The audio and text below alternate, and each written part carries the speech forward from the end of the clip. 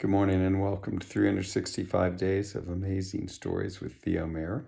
Here we are, I believe, on day 265. And I just wanted to do a recap on the Goose Girl. One thing that I have found to be amazing about stories, fairy tales, legends, it allows us to live through various characters without actually having to experience those things in our own lives. Stories where there's an incredibly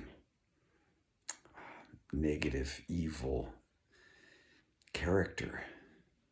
We get to watch and see what that kind of life would be like without having to live it.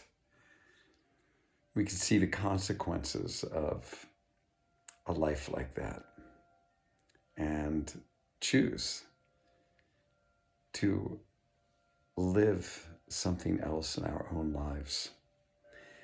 On the other hand, seeing the life or hearing about the life of someone who's been incredibly successful or has done something amazing,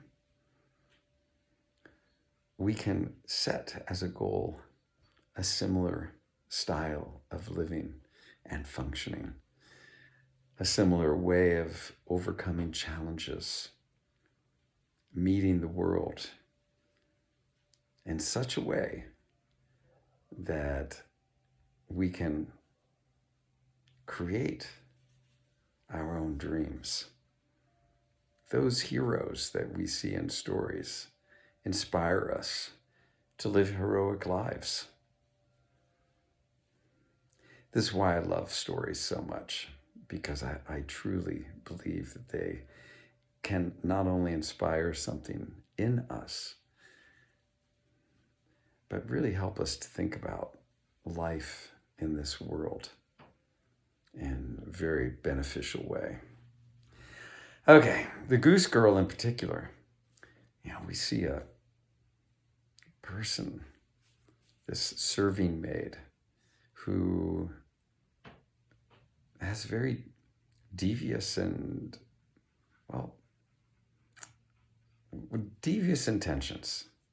that are based in untruth.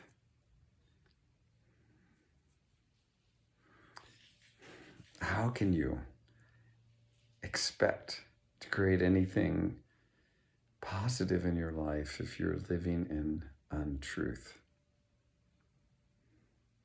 If you're not living in a way that 100% represents who you are. So this maidservant, she threatens the true princess with her own life. She says that she'll kill that princess if she doesn't do what she's supposed to do, and then assumes her role, assumes her position in life in order to better her own. Of course, the truth always wins out in the end. It's always that way.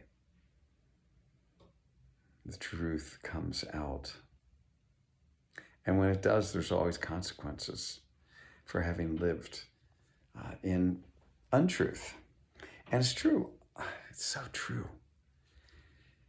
We can think that we're hiding things away from people, but the truth is always there.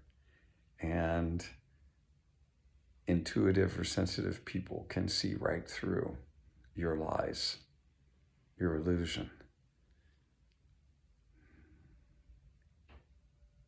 And then I think it's just classic that the maidservant, she basically gives the consequence for her own actions. The king, in a very wise way, presents to her the situation and allows the maidservant to stand judgment on herself give judgment on herself, and then is punished appropriately. Now let's just back up and do a redo. What could have happened for the maidservant had she just served? It is, I believe, in giving that we gain the most. If she had given what she was meant to give to the princess, could have had the princess's undying, everlasting support,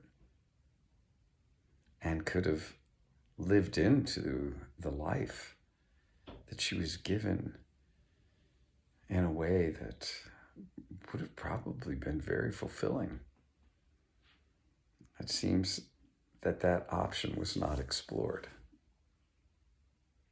And you can imagine, though, how it could have gone. Doing everything you can to benefit the person that's taking care of you. And then as a result, reaping benefits that you never perhaps could have expected. Princess aligned with that prince, married, taking on the role of basically a queen at some point, and to have this trusted woman by her side that was going to always show up for her. Well, of course, that is rewarded. Being true is rewarded. Okay, I'm going to leave things there, and hope you have a good day.